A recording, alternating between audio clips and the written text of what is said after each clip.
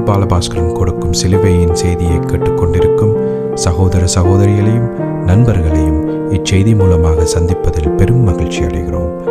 தாம் ஒருவரே ஞானமுள்ளவருமாயிருக்கிற தேவனுக்கு இயேசு கிறிஸ்துவின் மூலமாக என்றென்றைக்கும் மகிமையும் கனமும் உண்டாவதாக.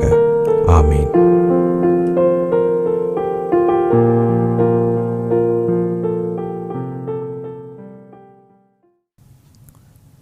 நான் போல் பாலபாஸ்கரன். நான் ஒரு இவாஞ்சலிஸ்ட். சிலுவையின் செய்தி என்ற இந்த நிகழ்ச்சியில் என் சகோதரர்கள், என் சகோதரிகள், என் நண்பர்கள் எல்லோரையும் சந்திப்பதில் நான் பெரும் மகிழ்ச்சி அடைகிறேன். சிலுவையின் செய்தியினுடைய நோக்கத்தை நான் அடிக்கடி ஒவ்வொரு நிகழ்ச்சியிலும் சொல்வது வழக்கம். அப்போ சிலுவையின் செய்தியினுடைய உண்மையான நோக்கம் ரோமர் 6ஆம் அதிகாரம், ரோமர் 7ஆம் அதிகாரம், ரோமர் 8ஆம் அதிகாரம் ஆகிய 3 அதிகாரங்களையும் பிரசங்கிப்பதே சிலுவையின் செய்தியினுடைய நோக்கமாகும். இப்பொழுது நாங்கள் ரோமர் 6ஆம் அதிகாரத்திற்கு கிட்டவாக வந்திருக்கிறோம்.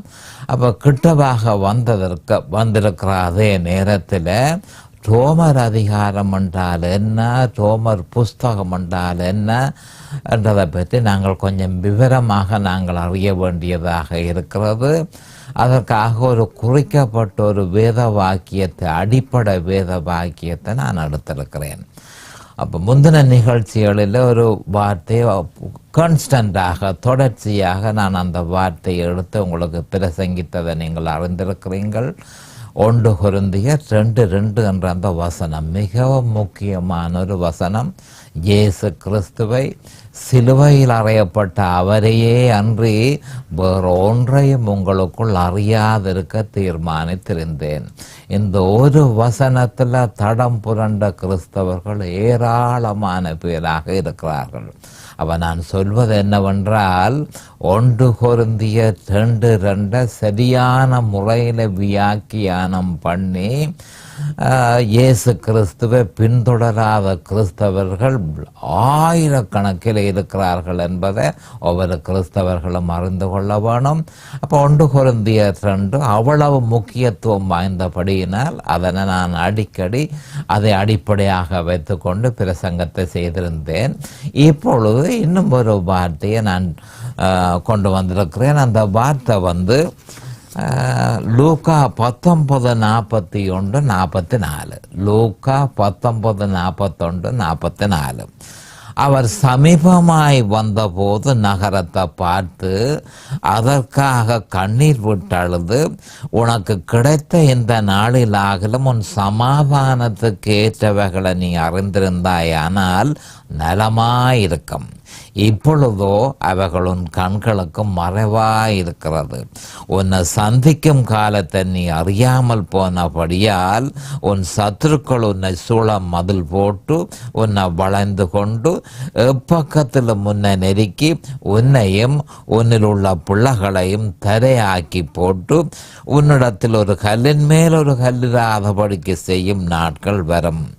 அப்போ முக்கியமாக இந்த வேத வார்த்தைகளில் சொல்லப்பட்ட விஷயம் என்னவென்றால், உன் சமாதானத்துக்கு ஏற்றவைகளை நீ அறிந்திருந்தாயானால். லூக்கா 9:42 சொல்லப்பட்டிருக்கிறது. 43 சொல்லப்பட்டிருக்கு, உன்னை சந்திக்கும் காலத்தை நீ அறியாமல் போனபடியால் உன்னில் உள்ள உன் பிள்ளைகள். அப்போ அந்த ஆலயத்தை நோக்கி பார்த்து அவர் சொல்கிறார், உன் பிள்ளைகள் தரையாக்கி போட்டு. அப்போ இந்த 3 விஷயம் இதில் முக்கியத்துவம் பெறுகிறது என்பதை நாம் அறிந்து கொள்வோம். இதனை விவரமாக நாங்கள் பார்ப்போம். இப்பொழுது ஜெபத்துக்கு கடந்து செல்லுவோம். அருமையான எங்கள் பிதாவே, உமக்கு ஸ்தோத்திரம். பரலோகத்தின் தேவனே, உமக்கு ஸ்தோத்திரம். கர்த்தராகிய எங்கள் ஆண்டவரே, உமக்கு ஸ்தோத்திரம். உம்முடைய குமாரன் இயேசு கிறிஸ்துவை பலியாக சிலுவையிலே ஒப்பு கொடுத்தீர். அவருடைய வெளியேறப்பெற்ற இரத்தத்தினால் தேவரீர் நீர் எங்களை மீட்டு கொண்டீர். அவருடைய மரணத்துக்குள்ள தேவரீர் எங்களை இணைத்தீர். அவருடைய உயிர்த்தெழுதலுக்குள் எங்களை இணைத்தீர். அவரில் வாழக்கூடிய பாக்கியத்தை எங்களுக்கு தந்திருக்கிறீர். நாங்களோ பாவத்துக்கு மரித்து எங்கள் கர்த்தராகிய இயேசு கிறிஸ்துவுக்குள் தேவனுக்கென்று பிழைத்திருக்கிறோம் ஆண்டவரே. அருமையான பிதாவே, என் சகோதர சகோதரிகளை தேவரையில் ஆசீர்வதித்து அபிஷேகித்து உம்முடைய வேத வார்த்தைகளை அறிந்து கொள்ளக்கூடிய பாக்கியத்தை அவர்களுக்கு கொடுத்தருள வேணுமென்றும், அதே நேரம் அடியேனையும் அபிஷேகித்து அவர்களுக்கு நிதானமான முறையில் போதிக்கத்தக்கதாக உம்முடைய பரிசுத்த ஆவியானவர் முன்னின்று போதனையை செய்ய வேணுமென்று இயேசு கிறிஸ்துவின் நாமத்தினால் கேட்டுக்கொள்கிறேன் பிதாவே. ஆமேன் அண்ட் ஆமேன் அண்ட் ஆமேன். நேற்றைய தினம் குறிப்பாக நாங்கள் இஸ்ரவேலியர்கள் அறியாமல் இருந்த விஷயம் என்ன என்று சொல்லி ஒவ்வொரு வசனங்களில் நான் அதை குறிப்பாக தீர்க்க தரிசன வசனங்களை எடுத்து இந்த வசனங்களை இஸ்ரவேலியர்கள் அறியாதிருந்தார்கள். ஆனபடியால் அவரை சந்திக்கும் காலத்தை அவர்களால் நிதானிக்க முடியாமல் போய்விட்டது. அதே மாதிரி சிலுவையின் செய்தி இப்பொழுது கிறிஸ்தவர்களுக்கு வந்து கொண்டிருக்கிறது என்பதை நான் தெரிவிக்கிறேன். அப்படி வந்து கொண்டிருக்கிறது என்பது ஏற்கனவே சில முக்கியமான வேத வாக்கியங்கள் மூலமாக சிலுவையின் செய்தியினுடைய தாற்பயம் அறிவிக்கப்பட்டிருக்கிறது.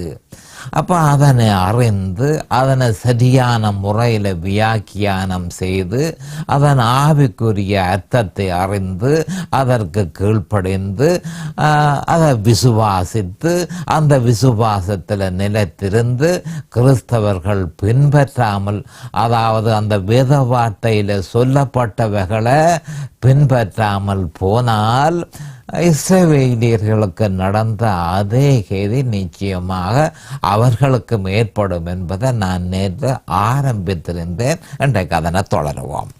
குறிப்பாக நாங்கள் புதிய ஏற்பாட்டில் பவுல் அப்போஸ்தலர் சிலுவையின் செய்தியை பிரகடனப்படுத்தி இருக்கிறத நாங்கள் பார்க்கிறோம். அவர் சில முக்கியமான வசனங்களை சொல்லியிருந்தார். 1 கொரிந்தியர் 1:17, ஞானஸ்நானத்தை கொடுக்கும்படி கிறிஸ்து என்னை அனுப்பவில்லை, சுவிசேஷத்தை பிரசங்கிக்கவே அனுப்பினார். கிறிஸ்துவின் சிலுவை வீணாய் போகாதபடிக்கு சாதுரிய ஞானம் இல்லாமல் பிரசங்கிக்கவே அனுப்பினார் என்பதனையும் என்ன பார்த்து கொள்ள வேணும் என்ன மாதிரி என்று சொன்னால், இந்த வாக்கியத்தில் என்ன சொல்லப்பட்டிருக்கு? சிலுவையின் செய்தியினுடைய தாற்பயம் சொல்லப்பட்டிருக்கிறது. அநேகமான சபைகளில் ஞானஸ்தானத்துக்கு, தண்ணீரில் ஞானஸ்தானத்துக்கு முன்னுரிமை கொடுக்கப்படுகிறதே தவிர சிலுவையில் அறையப்பட்ட இயேசு கிறிஸ்துவுக்கு முன்னுரிமை கொடுக்கப்படுவதில்லை. கொரிந்தியர் சபையிலும் அந்த விதமாக நடந்தபடியினால் பவுல் அப்போஸ்தலர் முக்கியமாக சபைகளில் ஒரு பிரச்சனையாக இருக்கிற, பிரச்சனை என்று சொல்லக்கூடாது, அதாவது கிறிஸ்தவர்கள் அந்த தண்ணீரில் ஞான ஸ்நானத்தை அவர்கள் தவறாக பிரயோகிப்பதன் நிமித்தம் அதனுடைய தாற்பயத்தை அறியாமல் சிலுவையின் செய்தியை ஒதுக்கி தங்களை இக்கட்டுக்கள், அதாவது பிரச்சனைக்குள்ள அவர்கள் மாட்டியிருக்கிறார்கள். பவுல் அப்போஸ்தலர் சொல்லுறார், ஞான ஸ்நானத்தை கொடுக்கும்படி கிறிஸ்து என்னை அனுப்பவில்லை. ஞானஸ்நானம் தேவையில்லையோ? கட்டாயம். தண்ணீரில் ஞானஸ்நானம் கட்டாயம் அவசியமாக இருக்கிறது. ஆனால் அதல்ல முக்கியமான விஷயம். அதை விட முக்கியமான விஷயம், சுவிசேஷத்தை பிரசங்கிக்கவே என்னை அனுப்பினார். ஏன் அனுப்பினார்? கிறிஸ்துவின் சிலுவை வீணாய் போகாதபடிக்கு. விசுவாசத்தை தண்ணீரில் ஞான ஸ்நானத்தில் செலுத்தினால் கிறிஸ்துவின் சிலுவை வீணாய் போகும். அதனால் ஒரு பிரயோசனமும் கிறிஸ்தவர்களுக்கு ஏற்பட போவதில்லை என்பதைத்தான் 1 கொரிந்தியர் 1:17 சொல்லி இருக்கிறார். இதை அநேகமான கிறிஸ்தவர்கள் அறியாமல் இருக்கிறார்கள். அநேகமான கிறிஸ்தவர்கள் தண்ணீரில் தண்ணீரில் ஞானஸ்தானம் கட்டாயம் எடுக்க வேணும், அது நிச்சயமாக எடுக்க வேணும். ஆனால் தண்ணீரில் ஞானஸ்தானத்தினால ஒரு மனுஷனும் ரட்சிக்கப்படுவது இல்லை என்ற ஒரு உண்மையை அநேகமான கிறிஸ்தவர்கள் அறியாமல் இருக்கிறார்கள். சிலுவை வீணாய் போகாதபடிக்கு தண்ணீரில் ஞானஸ்தானத்துக்கு முக்கியத்துவம் கொடுத்தால் சிலுவை வீணாய் போகும். சிலுவை வீணாய் போனால் கிறிஸ்தவர்களுக்கு ஒரு பிரயோசனமும் இல்லை.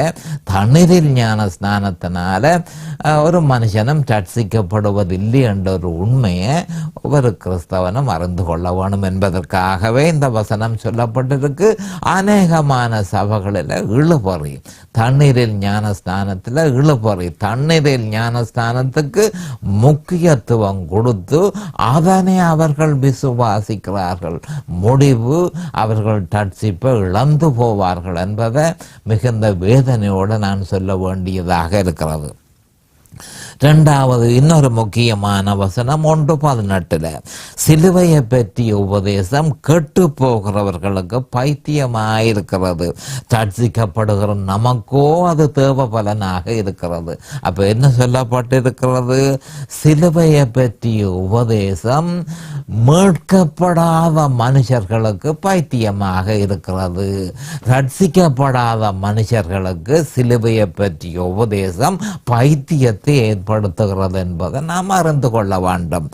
ஆனாலும் ரட்சிக்கப்பட்ட நமக்கோ இயேசு கிறிஸ்துவை ஏற்றுக்கொண்டு மனதார ஏற்றுக்கொண்டு பாவியான மனுஷன் இயேசு கிறிஸ்துவை மனதார ஏற்றுக்கொண்ட உடனே அவனுக்கு அந்த சிலுவையை பற்றிய உபதேசம் பலனாக இருக்கிறது. அதுதான் அவனுக்கு பலனை கொடுக்கிறது. அப்ப என்ன சொல்லப்படுகிறது? சிலுவையை பற்றிய செய்தியை கேட்டு அவன் அதை விசுவாசிப்பானா இருந்தால் பரிசுத்த ஆவியானவர் அவனுக்குள்ள வல்லமையாக செயல்படுவார். அவரே அவனுக்கு தேவையான எல்லா பலனையும் கொடுப்பார் என்றதை நாம் தெளிவாக அறிந்திருக்க வேணும். ஆனபடியால் தான் பவுல் அப்போஸ்தலர் 2 கொரிந்தியர் 1:18 சிலுவையை பற்றிய உபதேசம் கேட்டு போகிறவர்களுக்கு பைத்தியமாயிருக்கிறது, ரட்சிக்கப்படுகிற நமக்கோ அது தேவ பலனாயிருக்கிறது. ஏனென்று சொன்னால் சிலுவையை பற்றிய செய்தி பரிசுத்த ஆவியானவர் நம்மில் அசைவாடுகிறதற்கு உதவியாக இருக்கிறது, சட்டபூர்வமாக அசைவாடுகிறதற்கு உதவியாக இருக்கிறது. அப்ப சிலுவையை பற்றிய செய்தி நமக்கு பலனை கொடுக்கும். இதை கிறிஸ்தவர்கள் அறியாமல் இருக்கிறார்கள். அநேகமான கிறிஸ்தவர்கள் அறியாமல் இருக்கிறார்கள் இந்த முக்கியமான செய்தி. மூன்றாவதாக 1 கொரிந்தியர் 1:21 எப்படியெனில் தேவ ஞானத்துக்கேற்றபடி உலகமானது சுய ஞானத்தினாலே தேவனை அறியாதிருக்கையில் உலகம் சுய ஞானத்தினால தேவனை அறியாதிருக்கிறது. பைத்தியமாக தோன்றுகிற பிரசங்கத்தினாலே விசுவாசிகளை ரட்சிக்க தேவனுக்கு பிரியமாயிற்று. அப்ப அவர் இந்த சிலுவையை பற்றிய செய்தி மனுஷர்களுக்கு உலகத்துக்கு பைத்தியமாக இருக்குது. ஆனாலும் அந்த பைத்தியமாக இருக்கிற அந்த செய்தியினால அவர்களை ரட்சிக்க தேவனுக்கு பிரியமாயிருக்கிறது என்று சொல்லப்பட்டிருக்கிறது. 1 கொரிந்தியர் 1:23 பார்க்கும் பொழுது நாங்களோ சிலுவையில் அறையப்பட்ட கிறிஸ்துவை பிரசங்கிக்கிறோம். அவர் யூதருக்கு இடரலாயும் கிரேக்கருக்கு பைத்தியமாயும் இருக்கிறார். அப்ப பவுல் அப்போஸ்தலர் சொல்கிறது என்ன என்று சொன்னால், நாங்கள் ரட்சிப்புக்கும் சிலுவையில் அறையப்பட்ட இயேசு கிறிஸ்து, பரிசுத்தத்துக்கும் சிலுவையில் அறையப்பட்ட இயேசு கிறிஸ்து, நாளாந்த வாழ்க்கைக்கும் சிலுவையில் அறையப்பட்ட இயேசு கிறிஸ்துவை பிரசங்கிக்கிறோம். ஏன் பிரசங்கிக்கிறோம்? முழு வேதாகமமும் சிலுவையில் அறையப்பட்ட இயேசு கிறிஸ்துவை பற்றிய சொல்கிறபடியினால் சிலுவையில் அறையப்பட்ட இயேசு கிறிஸ்துவுக்கு அப்பால் நாங்கள் போவதில்லை.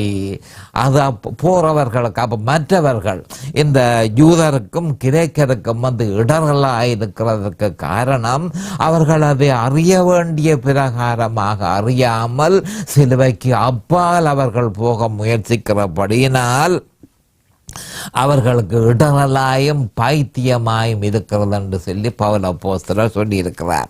1 கொரிந்தியர் 2:2 இயேசு கிறிஸ்துவ சிலுவையில் அறையப்பட்ட அவரையே அன்றி வேறு ஒன்றையும் உங்களுக்குள் அறியாதிருக்க தீர்மானித்திருந்தேன்.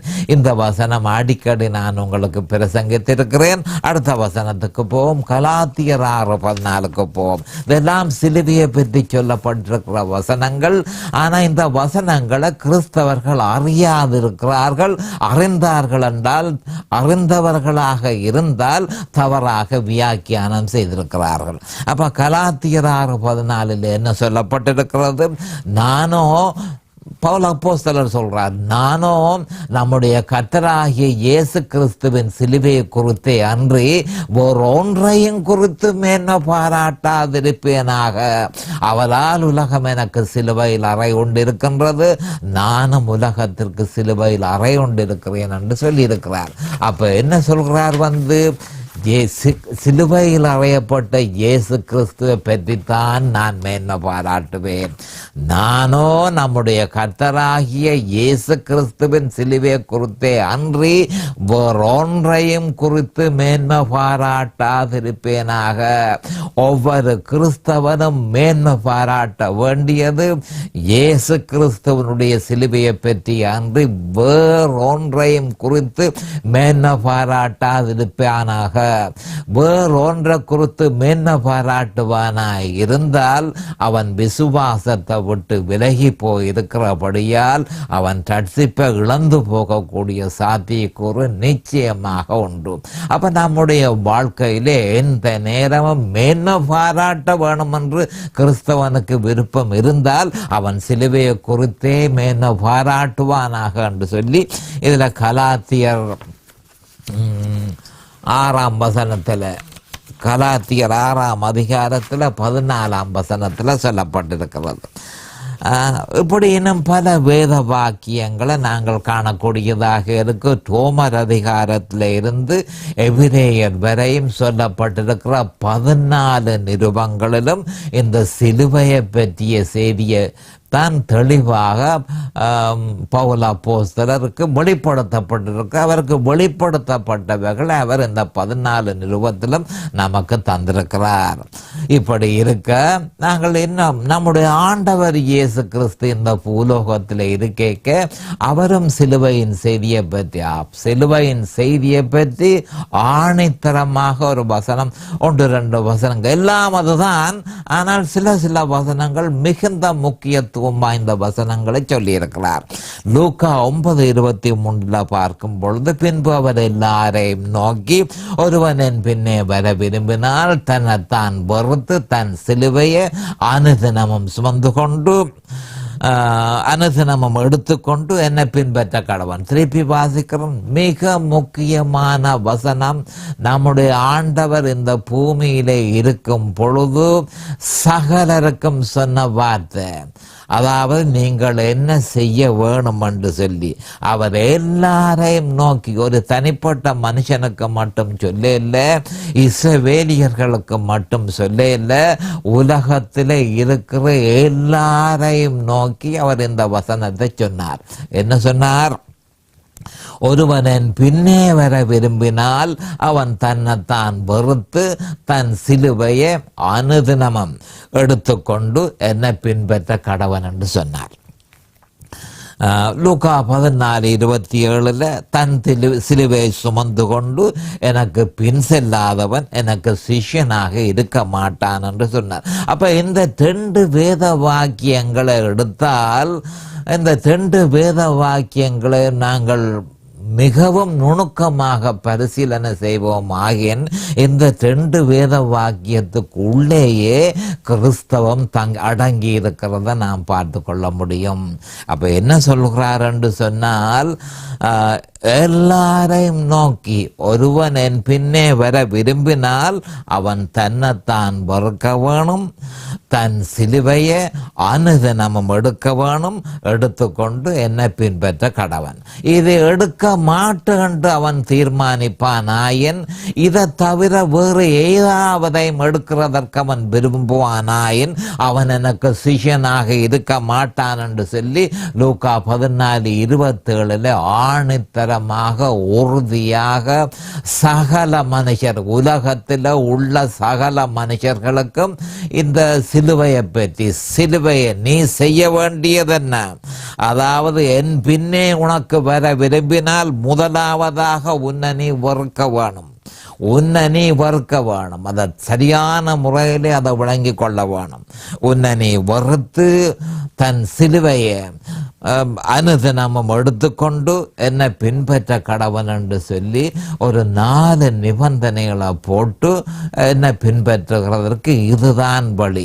என்னுடைய சிஷ்யனாக இருக்க வேணுமா இருந்தால் நீ லூக்கா 9:23 பின்பற்ற வேணும். லூக்கா 9:23 செய்ய உன்னால் முடியாமல் போனால் நீ என்னுடைய சிஷ்யனாக இருக்க முடியாது என்பதை தெளிவாக நம்முடைய ஆண்டவர் தெளிவாக கூறியிருக்கிறார். இந்த 2 வசனத்துக்குள்ளேயே எல்லாம் அடங்குது என்பதை நாம் அறிந்து கொள்ள வேணும். ஆனால் துரதிர்ஷ்டவசமாக அநேகமான கிறிஸ்தவர்கள் தடம் புரளுகிற வசனம் இந்த லூக்கா 9:23 தடம் புரண்டு தங்களுக்கு ஏற்ற மாதிரி வியாக்கியானம் செய்து தாங்கள் ஏற்ற முறையில் கிறிஸ்துவ நாங்கள் பின்பற்றுகிறோம் என்று சொல்லி அநேகமான கிறிஸ்தவர்கள் விசுவாசத்தை விட்டு விலகி போனார்கள் என்பதை மிகுந்த வேதனையோடு சொல்ல வேண்டியதாக இருக்கிறது. இது பற்றிய விவரமான விளக்கம் பின்பொரு இடத்துல நாங்கள் பார்த்து கொள்வோம். அப்போ லூக்கா 9:23, லூக்கா 14:27 அதுக்குள்ளேயே கிறிஸ்தவத்தை அவர் அடக்கி இது 2ஐயும் நீங்கள் செய்யவில்லை என்று சொன்னால் நீங்கள் மினக்கட வேண்டாம்.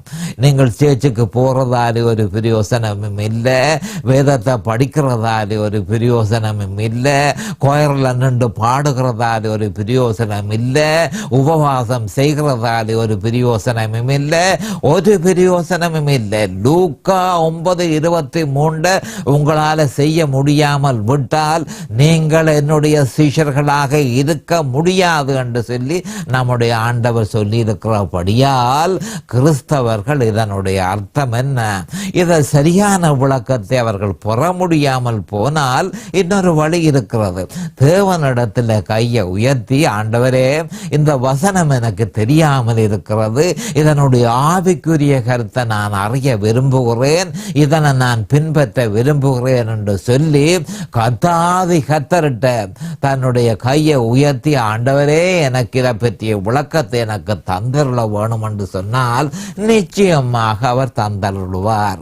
அதை விட்டு மனுஷர்களுடைய வியாக்கியானத்துக்கு போய் கிறிஸ்தவத்தை விட்டு விலகி 40-50 வருஷமாக சர்ச்சுக்கு போய் வேத கிறிஸ்தவம் என்றாலே என்னென்று தெரியாத கிறிஸ்தவர்கள் ஏராளமாக இந்த பூமியில் இருக்கிறார்கள் என்பதை நாம் அறிந்து கொள்ள வேணும். இது பற்றிய விளக்கத்தை நான் பின்பு ஒரு இடத்துல கொடுப்பேன் என்பதை நீங்கள் அறிந்து கொள்ளுங்கள்.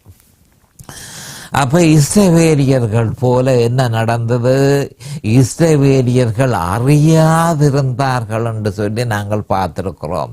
அப்போ இது அறிந்திருந்தீர்களானால் நலமாயிருக்கும்.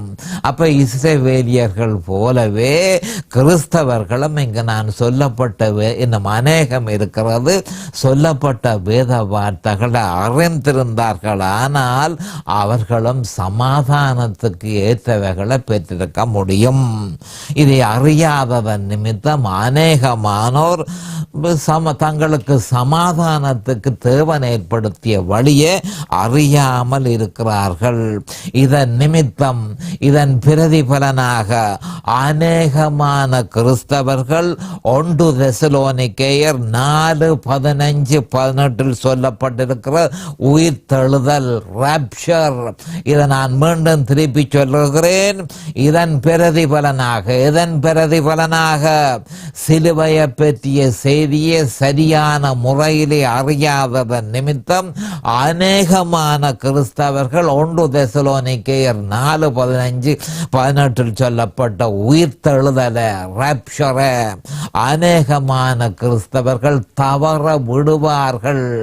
தவறுவார்கள், அதனை சந்திக்காமல் போவார்கள்.